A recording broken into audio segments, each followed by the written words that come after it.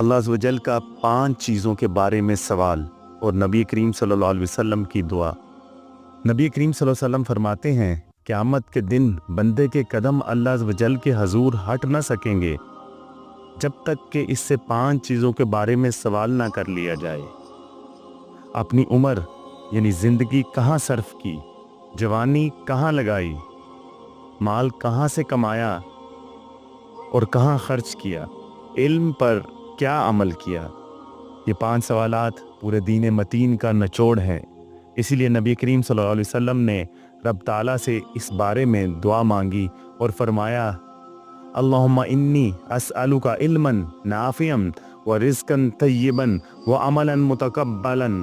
ए अल्लाह, मैं तुझसे नफ़ा देने वाला इल्म, पाकीज़ा रिज़्क़ और मकबूल अमल का सवाल करता हूँ।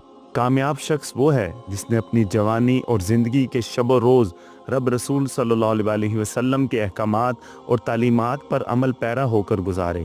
ख़ास तौर पर जवानी ये उम्र का वो हिस्सा है जब इंसान के जज्बात, ख्वाहिशात और जिस्मानी ताकतें अरूज पर होती हैं। इस वक्त दुनिया की रंगीनियाँ और लज़्ज़तें इंसान को अपनी तरफ खींचती हैं। ऐसे वक्त में अगर कोई शख्स अपने नफ्स पर काबू पाकर अल्लाह और उसके रसूल सल्लल्लाहु अलैहि वसल्लम के अहकामात और तालीमात पर अमल पैरा होता है तो वो दुनिया और आखिरत में कामयाब हो जाता है। इसीलिए कहा जाता है कि जवानी की इबादत शेवाए पैगम्बरी है, यानी जवानी में इबादत करना अंबिया अलैहिस्सलाम की सुन्नत है। माल कहाँ से कमाया, माल कहाँ खर्च किया, आया जो माल कमाया हलाल था या हराम था। कामयाबी इस चीज़ में है कि झूठ, रिश्वत, सूद, धोखा या नाजायज़ तरीक़ों से माल कमाने से बचा जाए। हमेशा हलाल कमाई पर कनात की जाए, हराम से बचा जाए, चाहे दुनियावी फ़ायदा कितना ही बड़ा क्यों ना हो। रिस्क कम हो लेकिन पाक होना चाहिए। सिर्फ कमाने का नहीं बल्कि खर्च करने का भी हिसाब देना होगा।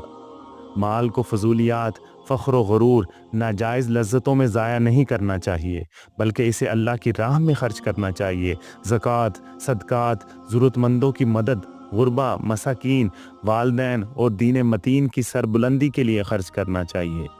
5वां सवाल, इल्म पर कितना अमल किया।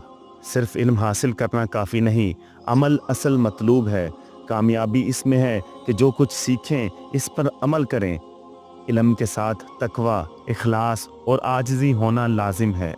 हज़रत सुफियान सूरी रहमतुल्लाह अलैह फरमाते हैं, अगर इल्म अमल की तरफ ना ले जाए तो वो वबाल बन जाता है। और हज़रत इमाम गज़ाली रहमतुल्लाह अलैह फरमाते हैं, इल्म बग़ैर अमल के दीवानगी है और अमल बग़ैर इल्म मुमकिन नहीं। इस बारे में हज़रत उमर फ़ारूक रज़ियल्लाहु ताला अन्हु का कौल है, अपने नफ्सों का मुहासबा करो कबल इसके कि तुम्हारा मुहासबा किया जाए, और अपने अमाल को तोल लो कबल इसके कि वो तोले जाएं।